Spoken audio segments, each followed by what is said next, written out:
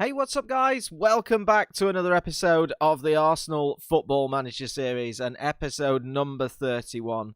And today we return for a big game in the Carabao Cup quarter-final as we take on Leeds United at Elland Road. That is going to be the one and only game today. We've got an awful lot to discuss.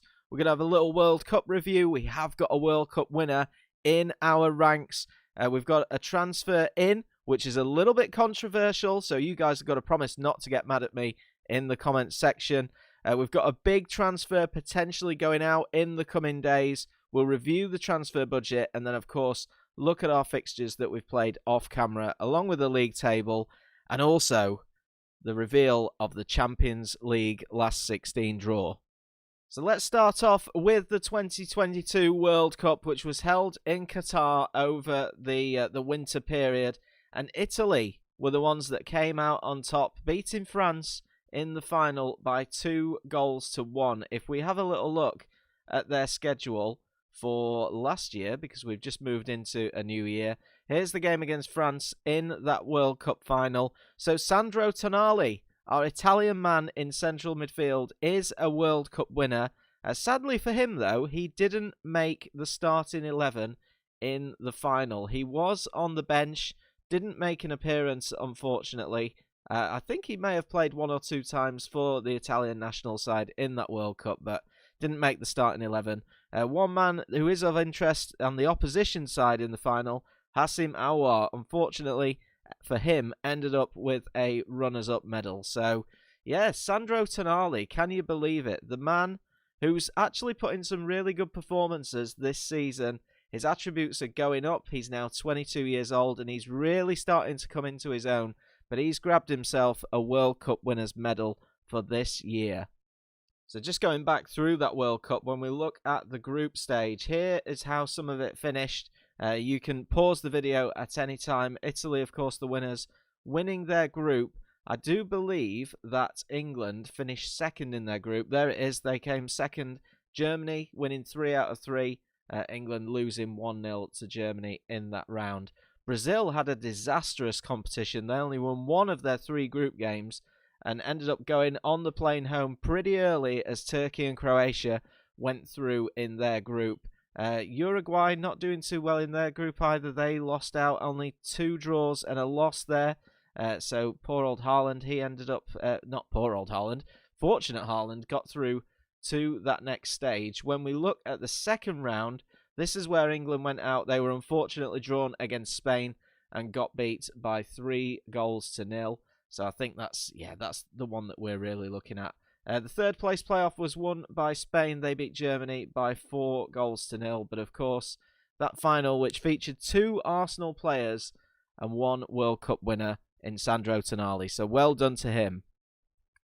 So during that off-season time, we took the opportunity with Arsenal to play a few friendly games. We played Cork City, Rangers, Sheffield United and Cardiff, all in friendly matches for the players who weren't involved in that World Cup. We wanted to keep them sharp, keep them fresh, ready for our Premier League return.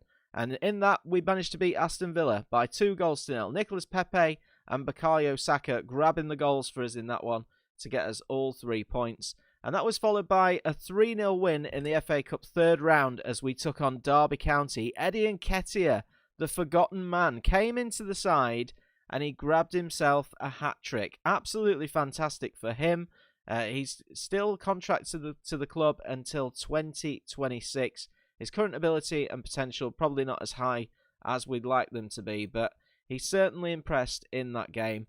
And that was followed up by another 3-0 victory. Bristol City at home in the Premier League, another 3-0 win. Martinelli, Szoboszlai and Gabriel all getting on the score sheet. I've got to say, Dominic Szoboszlai is really, really upped his game this season.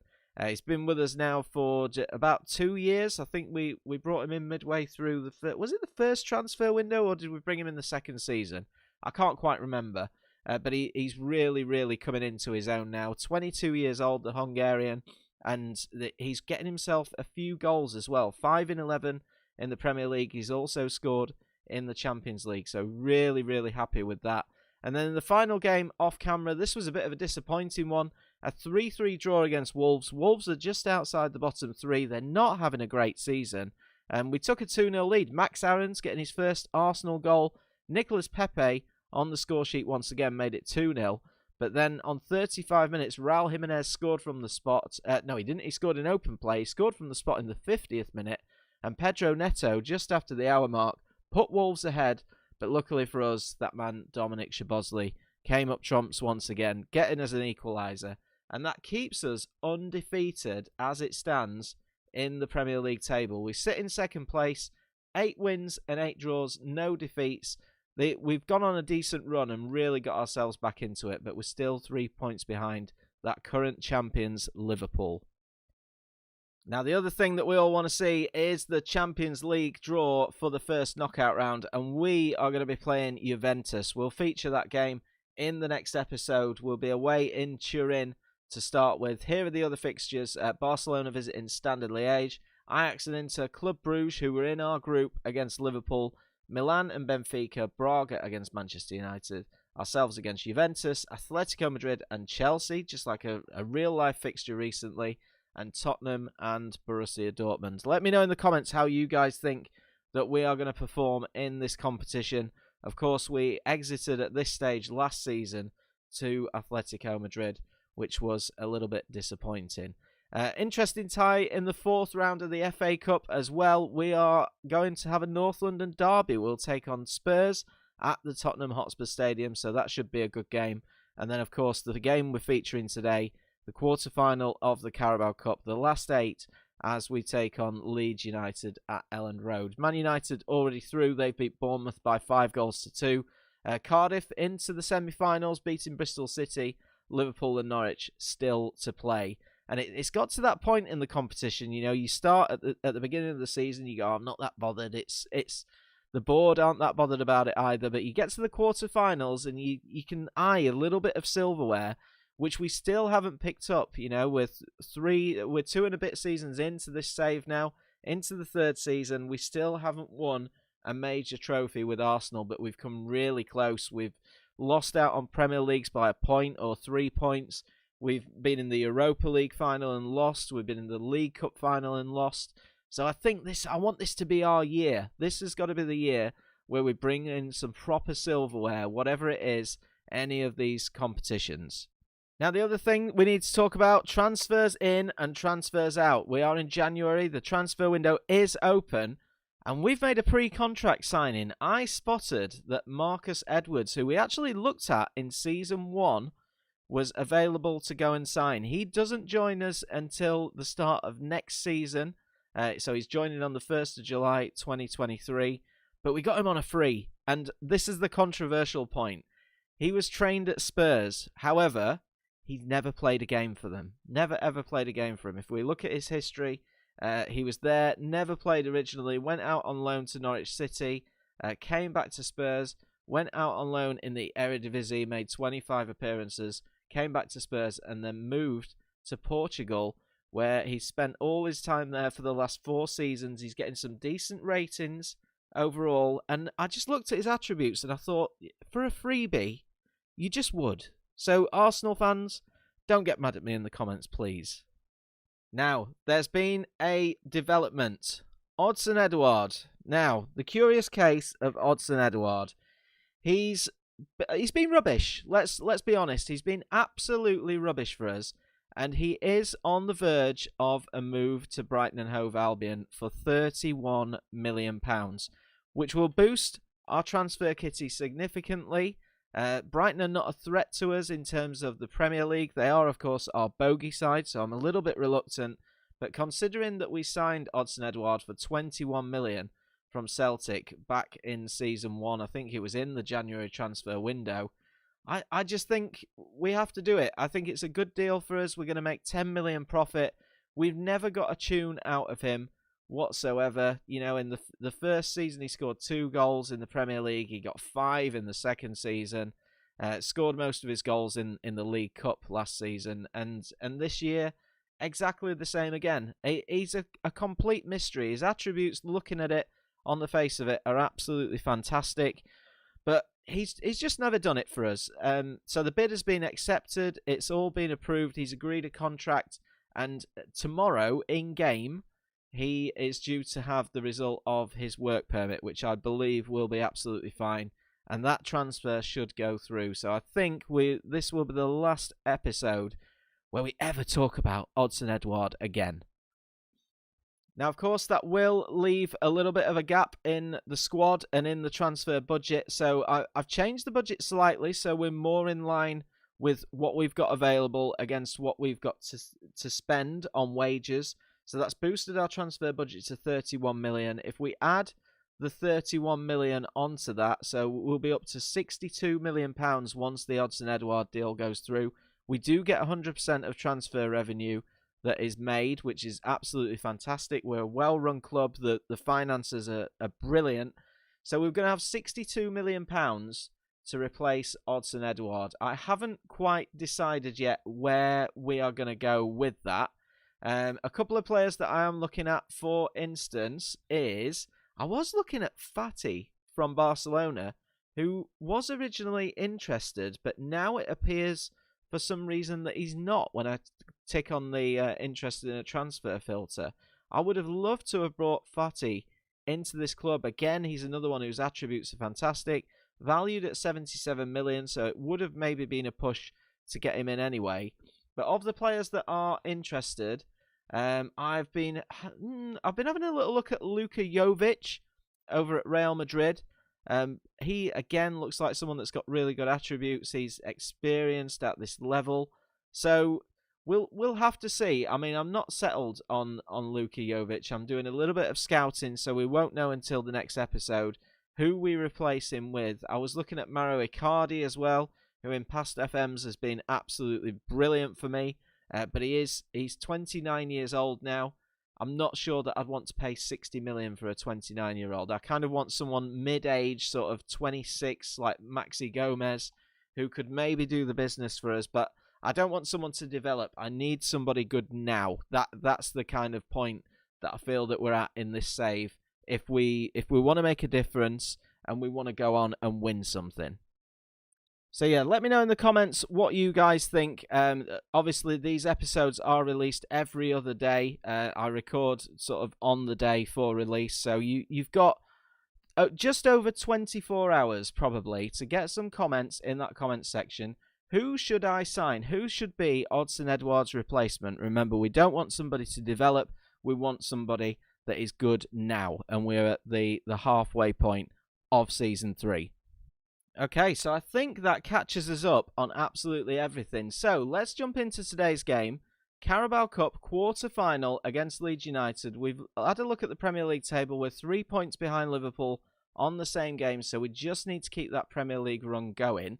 The Liverpool are playing Norwich in the Carabao Cup alongside us today.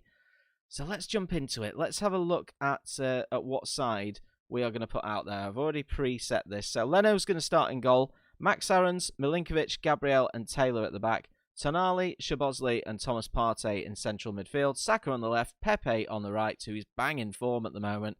Pierre-Emerick Aubameyang up top. I do need to make a change on the bench because Martinelli is injured. He's been another player that's done really well for us lately, so we'll pop in Reece Nelson in his place. So on the bench we've got Saliba, Maitland-Niles, Tierney, Eddie Nketiah, Guendouzi, Nelson and Odsonne Edouard. We're filling the bench with him at the moment. We've got a few injury worries. Nelson Edouard just coming back from injuries. Hector Bellerin not recommended to play the full game at this moment in time, so we'll rest him. Martin Darun is injured. He's going to be out for another 6 weeks or so. Hassim Aouar could do with a rest. Not quite fully fit to start this one. Martinelli is out for a couple of weeks with pulled ankle ligaments. And we're also missing Jonathan Icona. He is suffering from a virus. So that's the side we're going to put together. Let's get into today's game. Fingers crossed we can get ourselves a win and get into the semi-finals.